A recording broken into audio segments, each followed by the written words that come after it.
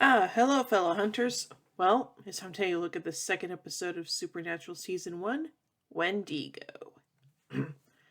After spending a week at Palo Alto looking for the thing that killed Jessica, Sam and Dean head to Blackwater Ridge and the coordinates their father left in his journal. At the Lost Creek Trail Ranger Station, Ranger Wilkinson mistakes the brothers for friends of Haley Collins, the sister of a boy, Tommy Collins, who went missing while on a camping trip with two friends. On a hunch, Sam and Dean visit Haley, and she shows them the last video Tommy sent her via cell phone before he disappeared. She also informs them that she and her younger brother, Ben Collins, have hired a guide and are headed into the hills to find Tommy the next morning. Sam does some research and finds that people go missing in Blackwater at regular intervals every 23 years. He also plays Tommy's last video in slow motion, and he and Dean spot an extremely fast-moving shadow on the tent wall. They then go to visit Shaw, the survivor of an alleged bear attack in 1959. The old man tells them that it was not a grizzly that attacked his family, but a creature that was smart enough to unlock the cabin door, roared like no man or animal, and moves like lightning. They go to Blackwater the next morning and arrive just as Haley, Ben, and their guide, Roy, are setting out for Tommy's campsite. When they reach the campsite, they find ripped tents and damaged equipment. Screams for help sound in the distance, so they all run to investigate, but there is no one there, and when they return to the campsite, their packs have been taken. With the help of their father's journal, Sam and Dean realize that they are facing a Wendigo, to Dean's disappointment, as their guns are useless against it. They inform the disbelieving group, and Dean draws Anasazi symbols for protection as they make camp for the night. Sam argues with Dean that he wants to abandon this hunt and search for their father. Dean replies they have to help others. It is the family business. Once again, cries for help are heard, and Roy ignores Dean's warnings and runs in the dark with his gun. He's covered the Wendigo in a tree and disappears. The next day, Sam and Dean explain that Wendigo means evil that devours. They were once human but have become something else and forced to eat human flesh to survive.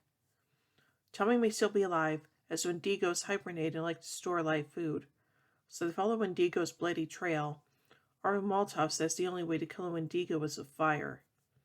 Eventually, Roy's dead body falls from a tree and the Wendigo appears, which causes everyone to scatter. Haley and Dean are captured by the Wendigo, but Sam and Ben follow a trail of peanut M&Ms that Dean has left behind. They eventually find Dean, Haley, and Tommy hanging from the ceiling of an abandoned mine and cut them loose.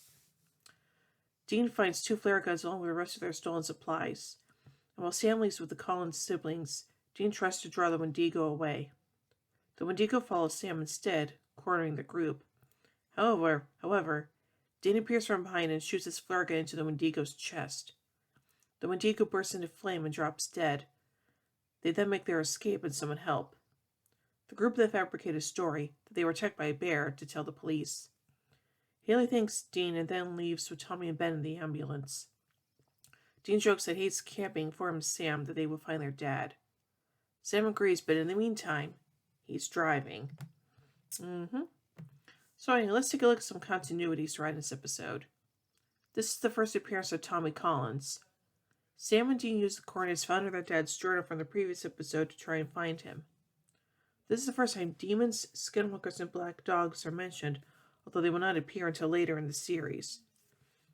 This is the first episode to feature a monster rather than a spirit, and the only episode to feature a Wendigo. And now let's take a look at some trivia right in this episode. It mentions that Jessica's birthday is on January 24th, same as Dean's. When posing as a park ranger, Dean's fake ID uses the alias Samuel Cole, possibly refers to Samuel Colt, the creator of the cult. The coordinates John gave them in the pilot aren't in Colorado, they are in Arizona. The last grizzly in Colorado was killed in 1979, and prior to that it was believed the last one was killed in 1951. Most people in Colorado would reference Alfred Packer rather than Donner.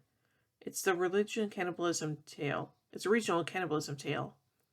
the novel Fresh Meat, the brothers had done a Wendigo born of a survivor of the Donner Party. In lore, Wendigos didn't have the ability to mimic voices. The meta definitions provide additional related information on Wendigo lore through Jack Fiddler.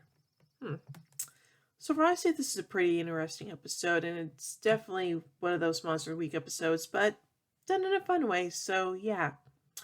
So overall, I give Wendigo 4 out of 5 angel blades. Well, anyway, tune in next time as we take a look at Dead in the Water. So, until then, carry on, my wayward sons and daughters.